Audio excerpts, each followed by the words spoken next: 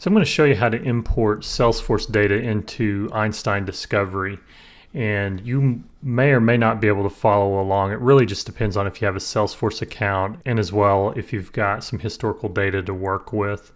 And so if you don't have a Salesforce account, you can just follow along and watch this. But I'm going to set up my connection to my own Salesforce instance. And so I'm going to enter in the connection name for my own reference.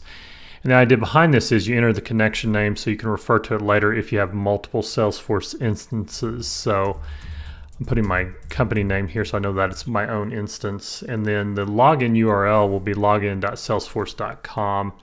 That'll be the case for the most part. If you're wanting to log into a sandbox environment of Salesforce, you would change this to test.salesforce.com, but I'm going to leave that the default.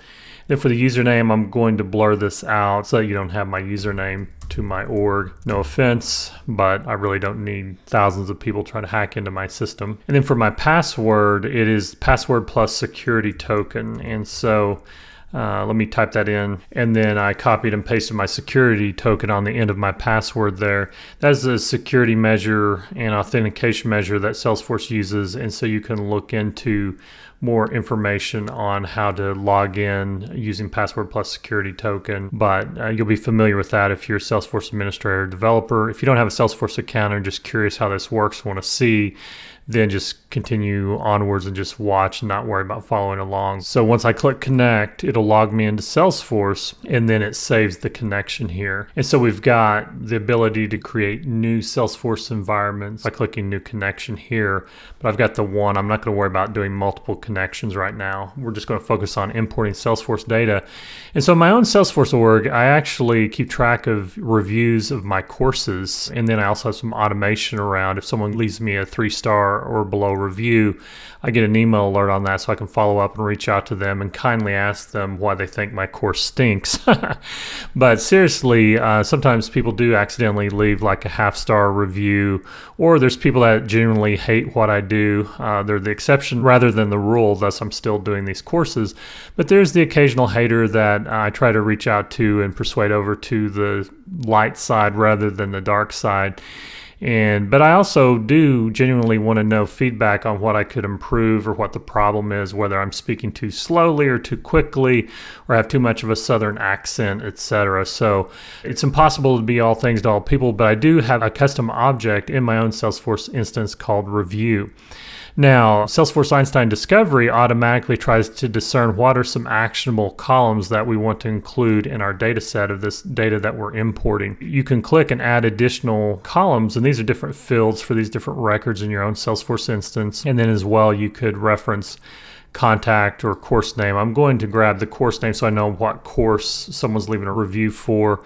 I'm going to grab, instead of, well, I'll just keep the date time for created date for the review and not worry about last activity date or last reference or last modified and last views. None of that really matters. Now, you see some Udemy specific things here. I've got my courses on the Udemy platform. You may be watching this course there. You may be watching this course on my own platform or Stack Social. My courses are in a lot of different places, and so I try to keep track of specific things to certain channels. And so let me go ahead and grab by shift clicking and show you how to do some of this. Okay, so you cannot shift click to select multiple. You have to select these individually. But what I want to show is what happens when you reach 12 or more fields. The maximum number of fields allowed is 12. There are 11 fields selected. So I'm going to select a few more.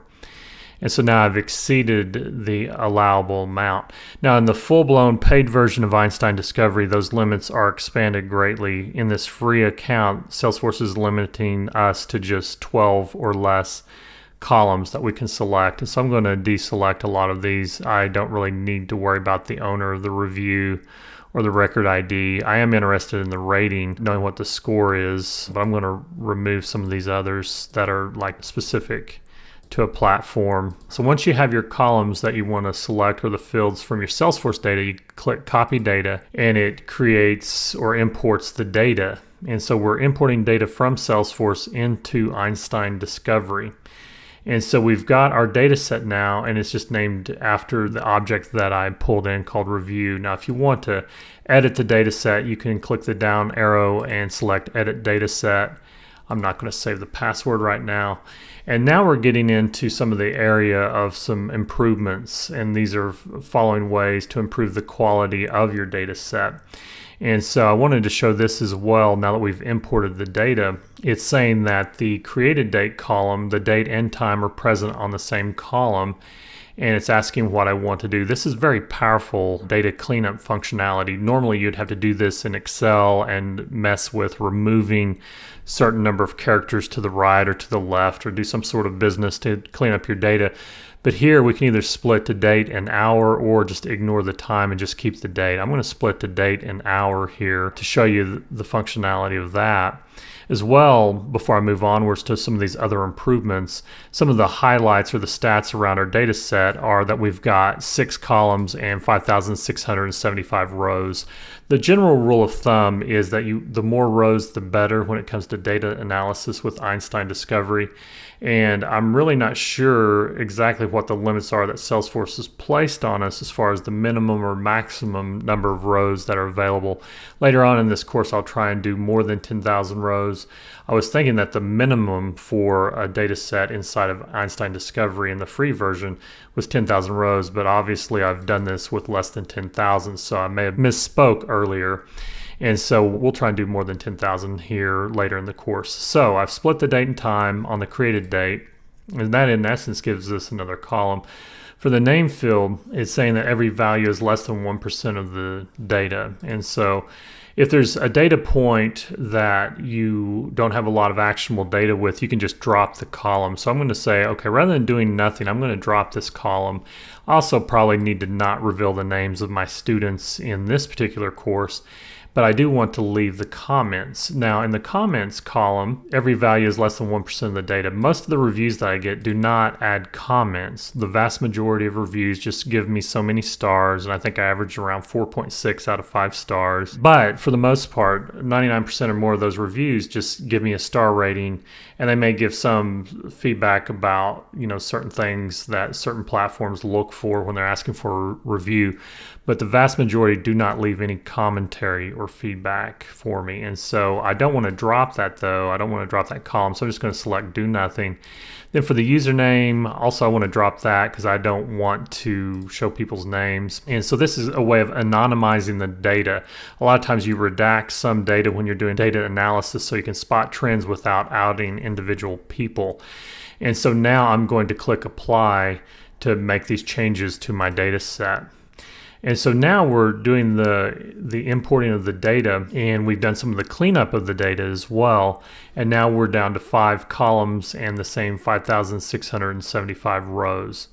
And remember, this originated from Salesforce, and in the upcoming lectures I'll show you how to import data from like a CSV file or other sources as well.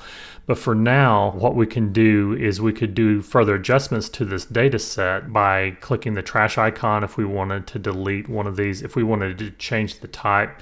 This rating is a number. I could change that to text, and so you can change these different values. And so for the created date hour, that's the one that we split. You can edit this to just say like hour of day. And probably all these are going to be the same for me because I import my reviews through a nightly batch job in Salesforce. And then let's see if I can change this to a number. Then as well for the created date, we'll just keep that the same. So you could either undo the changes you've made, or I can apply those changes, and Einstein Discovery makes those updates. And then I can also add derived columns, add columns from a lookup table, or create group tables. So for instance, if I wanted to add fields from a secondary data set, I could grab another data set and pull stuff in from it. I'm not going to do that because that's going beyond, importing from Salesforce. You can create group tables as well, and you can do some groupings in order to do more advanced analytics around some of this data. And so now that we've imported this data, I'm not going to create the user story yet because we're going to get into that later on in this course. And we're going to wrap up this particular lecture as it relates to importing data with Salesforce, which was this first icon here. I have got my original data set here, if you notice, when I imported from Salesforce, and then I made some changes which created a new data set for me. So you can have some historical versions here. I'm going to delete this particular Salesforce import, and I'm going to say delete data set and click OK. And so just as a reminder, this AP dist data set was the one that we did through the Trailhead exercise, and now the review data set is one that I did from Salesforce import. And then next we're going to import via CSV. So stay tuned as I show you how to import files via CSV. We kind of covered that already through the Trailhead trail, and you've already done that, but I want to show you some other resources that you can leverage in order to get to other data sets and play around with Einstein Discovery and not just be limited to the data that Salesforce provides through Trailhead, but start exploring some additional data sets of your own through some cool third-party websites and platforms that I've found. So stay tuned.